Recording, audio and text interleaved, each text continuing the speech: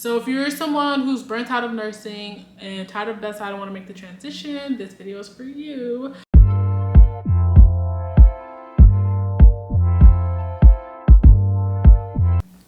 Hey guys, it's Noreen. Thank you for making it to my channel, All Things Noreen, where I talk about my lifestyle, nursing, and fitness. And today I want to talk about 3 things I wish I knew before becoming a CDI, before I became a CDI, okay? So if you're someone who's burnt out of nursing and tired of bedside and want to make the transition, this video is for you, okay? So one thing I wish I knew is how steep the learning curve is, okay? It is a steep learning curve, all right? Like, you literally have to forget about how you think of things as a nurse and like kind of think of it as a CDI or like as a doctor, because you're trying to capture diagnosis. Okay, and so I feel like as nurses, we're worried about treating the patient, things like that. We're not really trying to put a diagnosis on what we're treating. We kind of just treat it. Like, we know if a patient comes with altered mental status, confused, we're just trying to figure out what's going on. Does this patient have a UTI? Do we need to get some antibiotics? Like, we're not trying to put a diagnosis on it. So now as a CDI, you have to think about, is this metabolic encephalopathy, hepatic encephalopathy, septic encephalopathy, toxic encephalopathy? So that's definitely something I want to say to think about. So what you can do is Actis has a boot camp that you can sign up for. It's like a weekend thing. You can knock it out in a weekend. Just think your modules of what you do before, prior to your travel contracts. You can knock that out. I think it's like $300 or something like that. You can do that. It'll really help break that CDI in for you. It'll really help you understand like how CDI works and the importance of it. If you can afford it, I would definitely recommend that. I also have some resources down that's a lot more cheaper or less expensive that you guys can check out. Definitely check out my resources, because these are things that I wish I knew before. I wish I did before, because with CDI, you don't really know what you're getting yourself into until you're actually in it, okay? You're like, wow, this is a steep learning curve, especially, with travel nurses. You could drop us in the middle of nowhere. You could drop us in the middle of Afghanistan and we gonna figure it out, right? We gonna figure out how to nurse. So, but this is like a whole nother thing. Like, I literally felt like I was in school again because I was learning something else. So yes, definitely check out my resources, because these are things that I wish I knew. These are things that I utilize as I'm working. Like, I literally use my cheat sheets like every day. It's on my desk. Actually, I might do show you guys my desk setup. That's another video.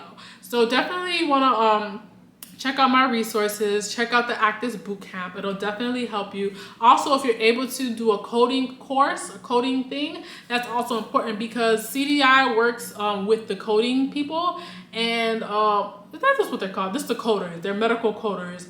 And so learning how to code will definitely help your transition to CDI be more smooth. As I be working, I'd be like, dang, I wish I took a coding course. Like, this would help me, because for me, breaking into CDI was very, very difficult. Like, I was very, very slow. It took me a very hard and long time to grasp the concept, which is why I'm like pushing to help other nurses better prepare for themselves when they become a CDI or even try to break into that career. That's really why I'm pushing for it, because I didn't have no resources. Like, I had one friend that's a CDI, but she was still trying to figure things out as well. But I had no resources. Like, I just literally had to learn on the fly. And yeah, so that's really why I put this kit together for you guys, so that you guys can have a better understanding of what it is. It's not impossible though. You can definitely do it. You just have to take the time and really, teach yourself and just try to understand the concept. And then, you might be better than me. You might be able to grasp the concept better than me, but I just know I had a very, very hard time. I'm being very transparent with you guys. The other thing that I wish I knew, I would say, so steep learning curve, just basically teach yourself as much as you can in advance on your own. Also, okay, so I would say it's very time consuming, okay? It's very, very time consuming. So this is just, just being honest, things that you need to know. So since I'm slow, I feel like it's a little bit worse. So as a nurse, you're running around on your feet constantly. So here you're sitting down. So that's one thing. We're not used to sitting down for a long time, right? So you kind of get bored, you get sleepy. So that's the thing. At first I was getting sleepy. I was falling asleep at my desk. So that's why you should get a standing desk, but I'm gonna save that for that other video. So So nursing, I would say bedside, right? It's very physically fatiguing. Like you're on your feet. But working at your desk, it's mentally fatiguing, okay? So you have to learn to push yourself past these mental blocks. Like I have an app, the Pomodoro app, I think that's how you say it, where I have time blocks where I'll time myself for 25 minutes to get my work done, then I'll take a 5-minute break. So that's like the best way to stay productive, because that's the other thing too. You don't want to not be productive. Like they can see every time you're in a chart, how long you're in a chart, what you're doing in the chart, and you don't want it to look finicky. Like you don't want it to look like you're in a chart for a long time when the patient's only been there for 1 to 2 days. That's a red flag, okay? And then you also don't want to lose your job because your productivity is trash. So, and that's a thing. Like some people get too comfortable, and yeah. So, and if you don't want to go back to bedside, you better get your stuff together. All right.